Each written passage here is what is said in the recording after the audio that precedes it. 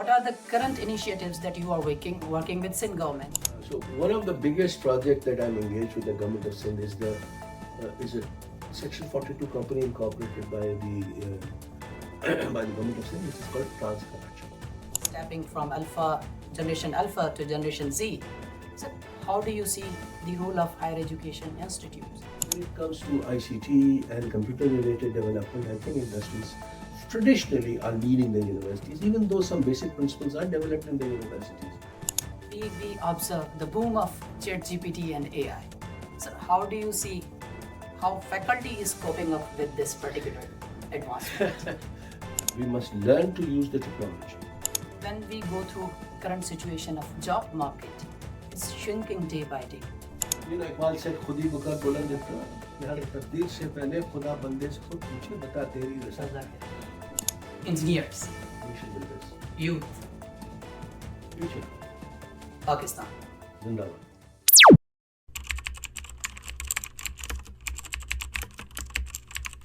Welcome to another insightful and engaging podcast with Campus Chronicles. I'm your host, Rashid Hussain. I'm privileged to host a person who is considered as paragon of professional commitments. Through his untiring efforts, he won pride of performance in the capacity of academician. He has assisted Sindh government in different projects. So we give warm welcome to Dr. Sarosh Hashmat Lodi, Vice Chancellor, NED University. So we give you warm welcome to podcast Campus Chronicles. Thank you very much, Rashid. I'm grateful to you and Campus Chronicles and IBS Akkar for providing me with this opportunity. Thank you so much, sir. Thank you. Sir, our viewers would love to know the background of your journey.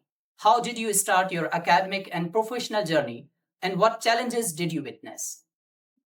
You know, I think I've said this many times, and I always like to repeat this thing. Both of my parents were teachers. Great. So probably getting an influence from my parents, I at a very tender age of 7, 8 years, I decided to be a teacher. Yes. And then I never changed my idea. At that time, I didn't know what kind of a teacher I'll end up with.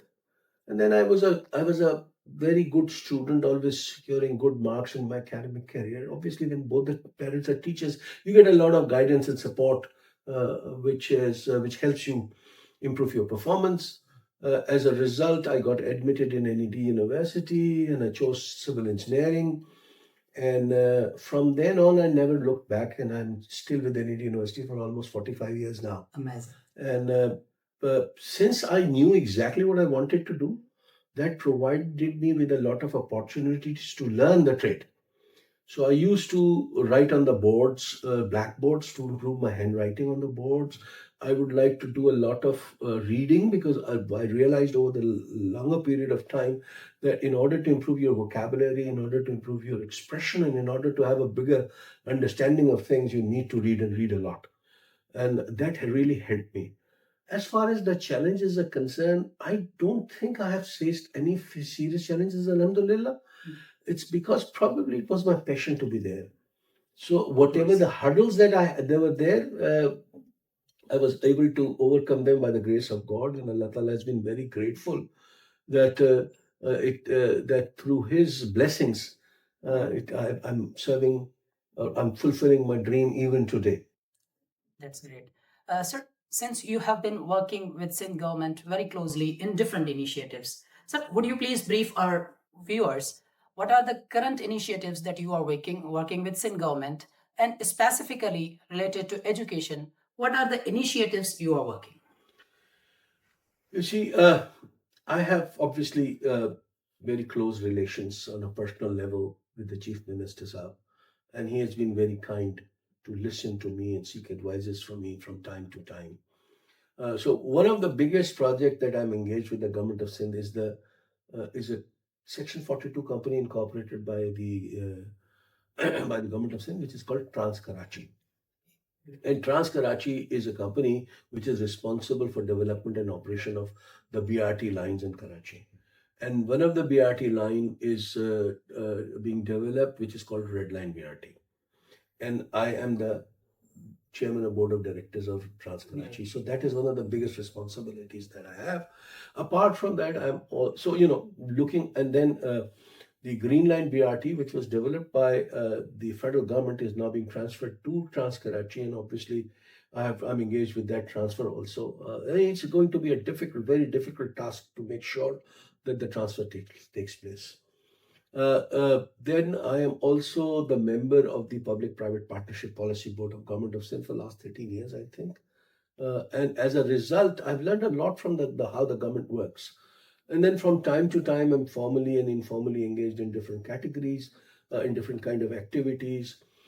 As far as the academics are concerned, I am representing the government of Sindh in the Federal Higher Education Commission. So I'm the government of Sindh representative there. Great. And my responsibility is to inform the government of the policies for the higher education that has been developed. I'm also serving at the Sindh Higher Education Commission as the member of the commission. This is my second term as the commission member. So, being a member of both the commission, it becomes my unwritten responsibility to do the coordination.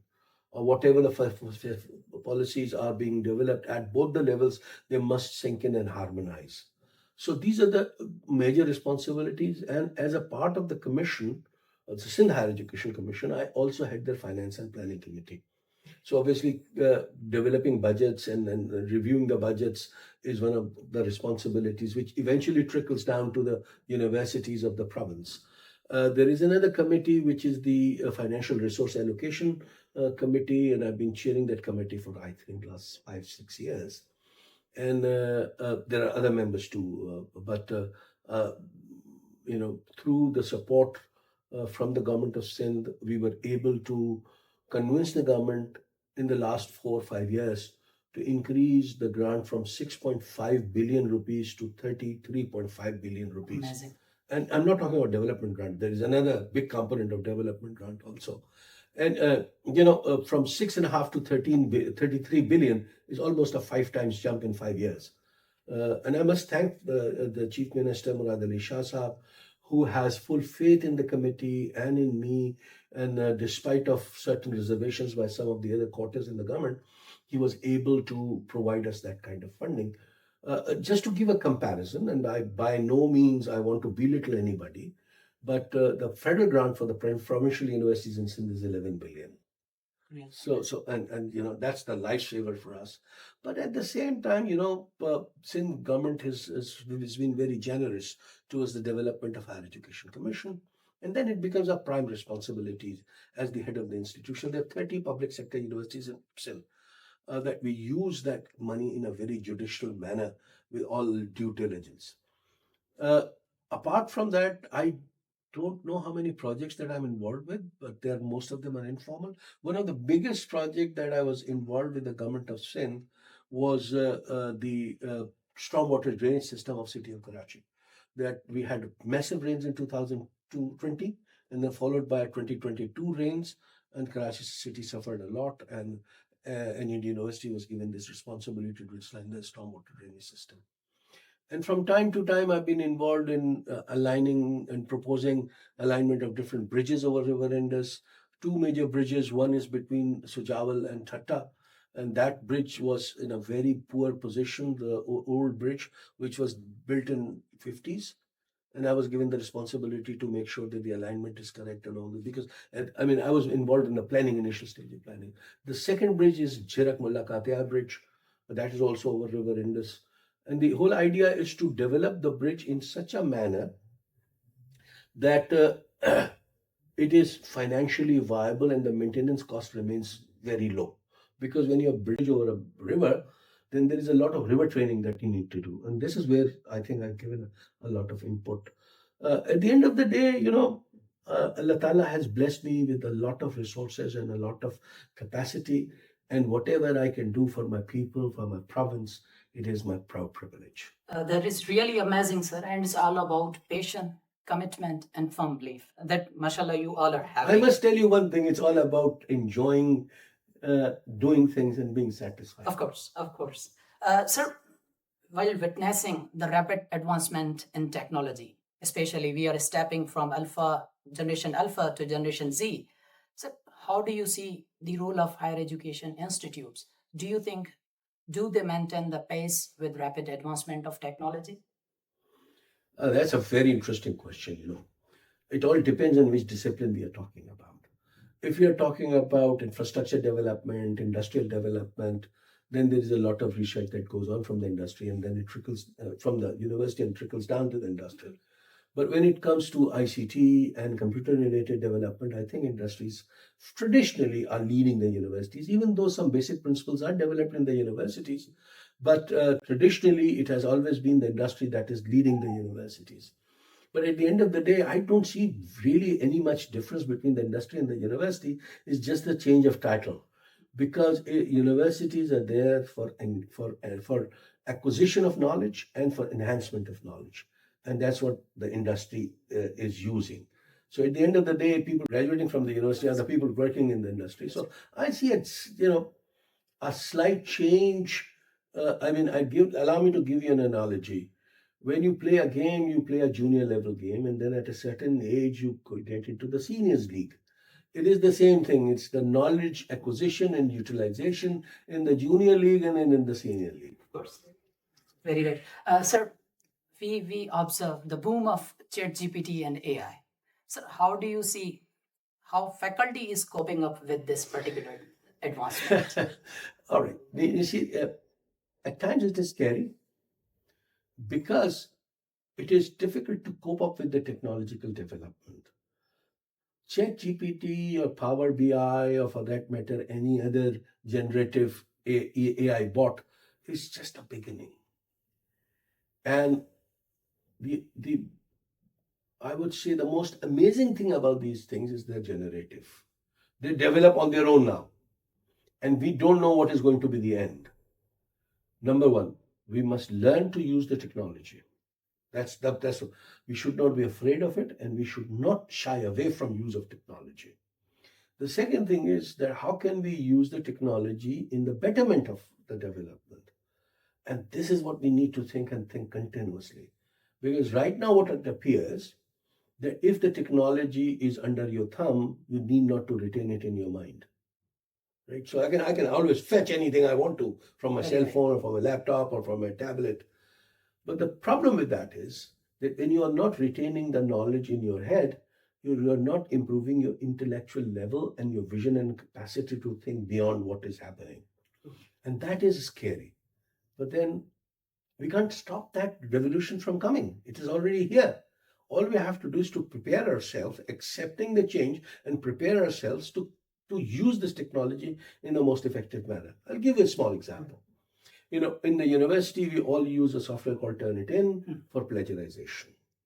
And plagiarism is obviously, in my opinion, is one of the biggest intellectual theft that can have, or crime that can happen. Oh, very recently, Turnitin has also built in a feature where it gives you a percentage of probable AI influence. So, I don't know how authentic it is, but at the same time, since the development of other things are also happening here, and as faculty, as teachers, as university administrators, and a message to the students also that there is absolutely nothing wrong in using these artificial intelligence based generative AI bots.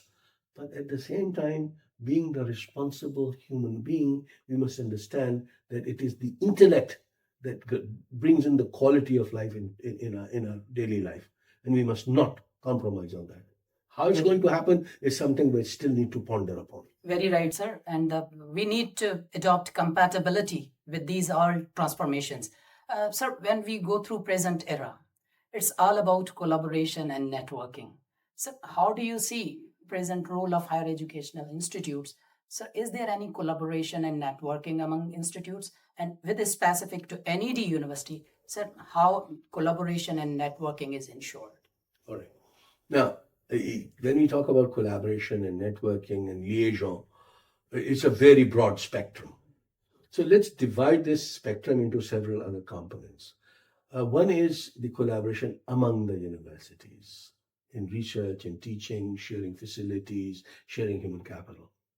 The second is the collaboration with the relevant industries or the job market. And the third is the collaboration with the alumni and their engagement. That's the least that we can talk about. Unfortunately, the universities are designed in such a manner that we would like to remain in isolation. And if we have to collaborate, I would not collaborate with the university next door. I would like to collaborate with the university in Europe or US. That's a mindset. And that needs to be broken down.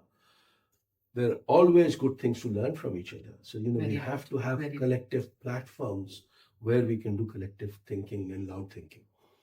And then the role of regulatory bodies becomes very important, whether it is the business council, the computing council, the engineering council, the nursing council.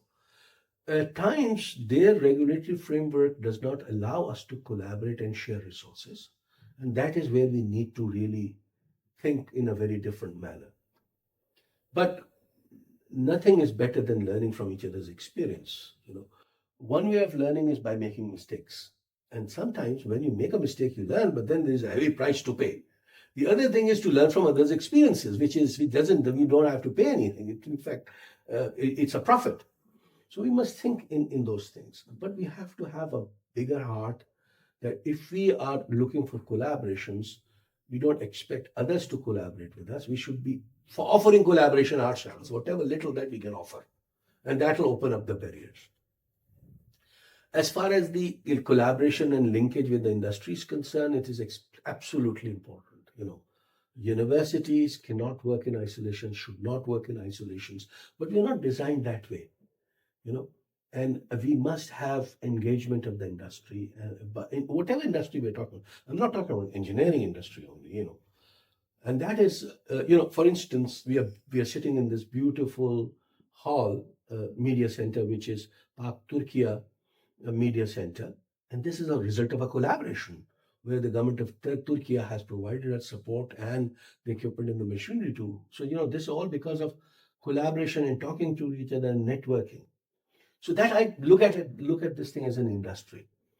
And at the end of the day, as I said earlier, it's just a phase change from junior league to senior league. That's all.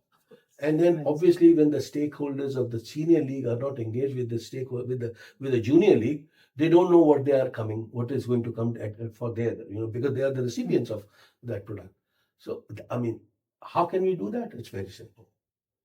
Engage with the industry, invite them, provide them platforms to showcase their products, provide them the platform where they can see your own capacity, and that can be done through improved engagement, through faculty exchange, through guest lectures, through endowed professorial chairs. That could be done through uh, mm, investment in the laboratories or providing them access to our laboratories and the facilities.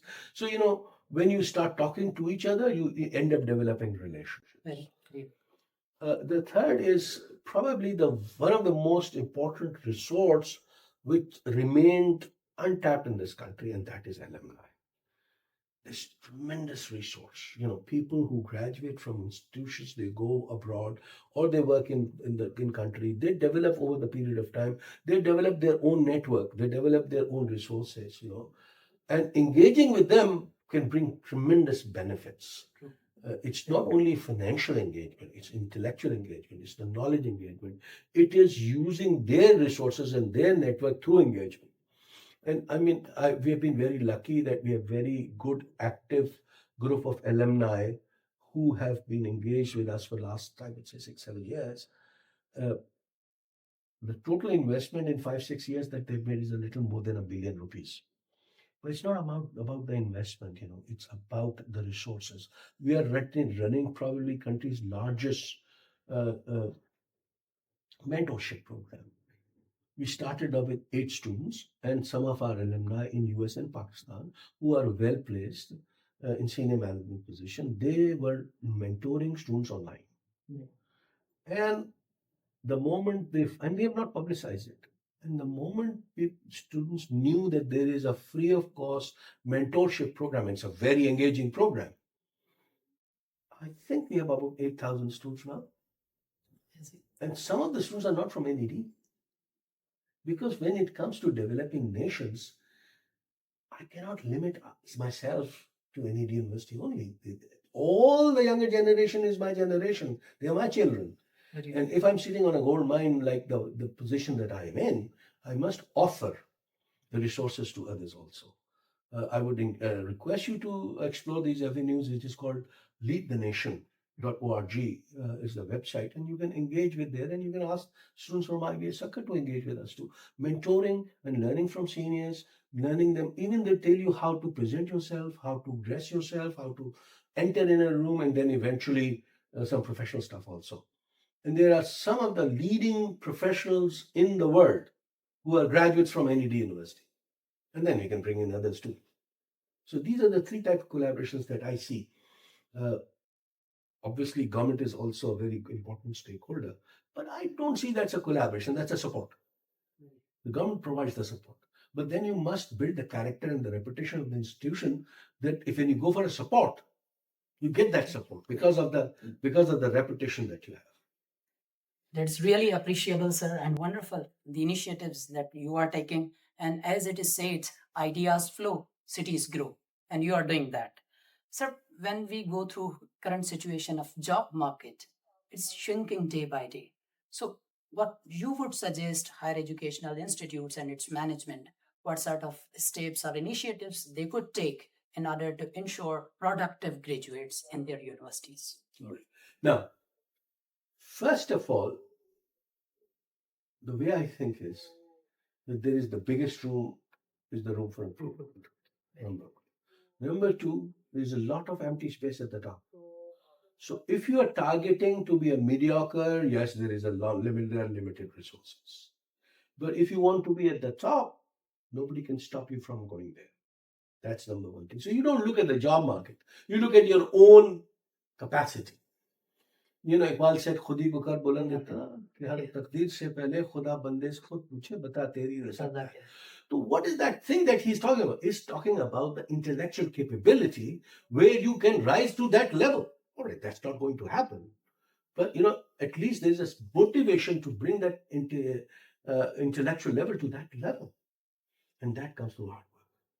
There is no shortcut. Money cannot bring you that thing. Your intellect has to come through hard work, and sheer, honest hard work. As far as the employment is concerned, in a short term, obviously, when you engage in the industry, there are so many mechanisms through which you can engage. Then they know what kind of people that they're dealing with. Provide them an opportunity. I've been working on a modified internship program, which is, I would say, more or less similar to the cooperative program in Canada and US. So what we're trying to do is to send the same student to the same industry every 4 years. So instead of sending different students to the same industry, we're encouraging them to engage the same students every summer and winter vacation for 4 years. So when you spend about 10 weeks a year, which is about 40 weeks in 4 years, we're talking about 9 months of engagement. And that is where you understand each other. And the students we have engaged in that modified cooperative program, there is 100% rate of employment. The third thing is that learning is not the same for everybody. Even though the same teacher is teaching the same people, but people learn things in a different manner. And we must encourage our students to enable them to learn in the most convenient manner that they have. So you have in the university, apart from giving knowledge, have to build the moral character also. So I don't see any problems with the job. And especially in the present day world where, job and doing businesses are much easier than doing jobs. So, why you can learn from it. We have a national incubation center. And every university is now talking about entrepreneurship and business training and all that. I don't see really as a problem because uh, all we have to do is to train our generation well. That's all. Very right. They will find their way to the top. Very right, sir. It's all about training and personality development, how you're training your graduates in order to make themselves productive. Sorry, the job will not come to you. That's for sure. Very right. You have to be resourceful enough to go and fetch the job. True. And that will only happen when you're working honestly, diligently, and hard work. I do second your candid opinion, sir. Sir, now it's time for one of the entertaining segments of our episode. That is rapid fire. Sir, I would present one word and I'm expecting Your Honor would answer in one word. Sir, when the word Karachi appears in your mind, what's your answer? Love. NED. Oh, it's another love. Engineers. Nation builders. Youth. Future. Pakistan. Zindabad. Thank you so much, sir, for wonderful insight. Our viewers would have loved the insight of our esteemed guest. For future, stay tuned. Thank you so much. Allah Hafiz.